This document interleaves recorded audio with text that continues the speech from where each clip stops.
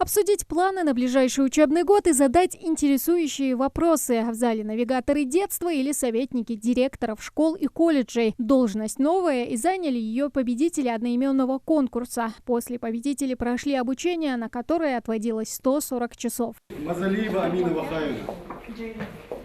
Амина Владимировна, поздравляем.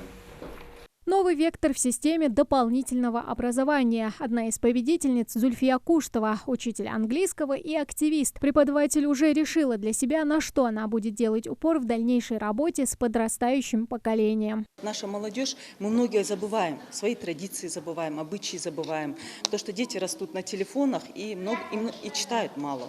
То есть в своей работе вы будете... Я хочу уклон делать, да, именно акцент делать на именно патриотическое воспитание. Вдохновить, раскрыть и сплотить, стать связующим звеном между школьником и взрослым. Задач у советников-директоров много. С началом учебного года навигаторы детства начнут работу в 74 школах и 7 колледжах региона. Очень рады, что мы принимаем участие в таком огромном проекте, масштаба Российской Федерации.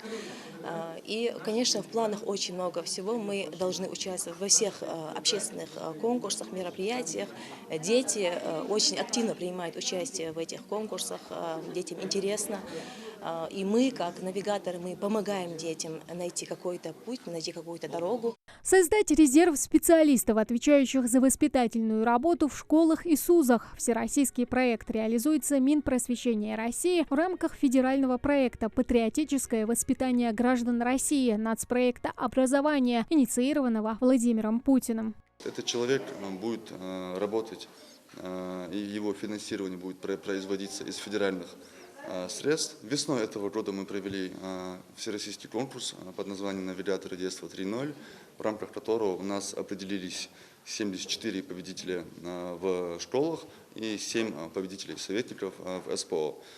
Сейчас у них проходит процедура оформления на эти должности, сбор документов.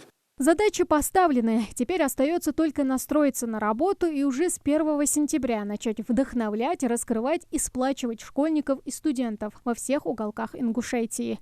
Тамара Хашагульгова, Акрамат Тасхоев, Новости 24.